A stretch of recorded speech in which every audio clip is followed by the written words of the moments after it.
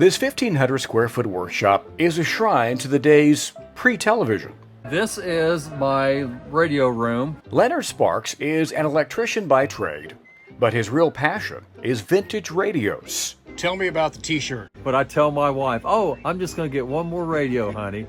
This one here I picked up in Edmond a few years back, belonged to John Vance's son, and these are kind of hard to find. A 12S371. I even got one shelf that's got dedicated to a bunch of like small radios like that. This is a 1936 Montgomery Ward.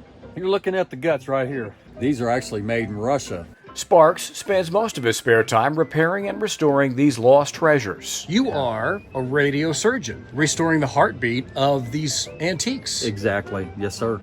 Leonard is an encyclopedia of circuits, volts, and ohms. Coils have special weaves on it, and that's to cancel. It really is a science. I met Mr. Sparks at an estate sale. He was buying another project. That's when I asked if he could research and repair a family heirloom. This is probably one of the last ones made before the War Production Act of April of 1942 went in effect. You know, everything was geared towards wartime during that. It gives you chills kind of thinking about it, that your family sat around this and listening to the war news. The hopes and prayers of liberty-loving people everywhere march with you. You had your programs that were sponsored by Campbell's Soups. Tonight, Orson Welles and the Campbell Playhouse bring you Charles Dickens' A Christmas Carol. A couple of weeks and a few dozen gizmos and gadgets later. These are the parts that came out of your radio. It'll outlive me. Yeah, and me.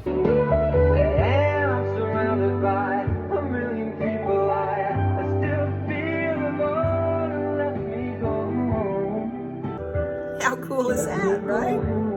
Oh my gosh, I mean, there's hardly any words to describe it. It's a thrill. I mean, it's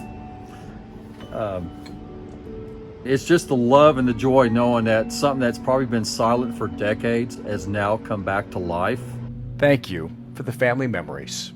I'm Les West, getting lost in Oklahoma. Coming back.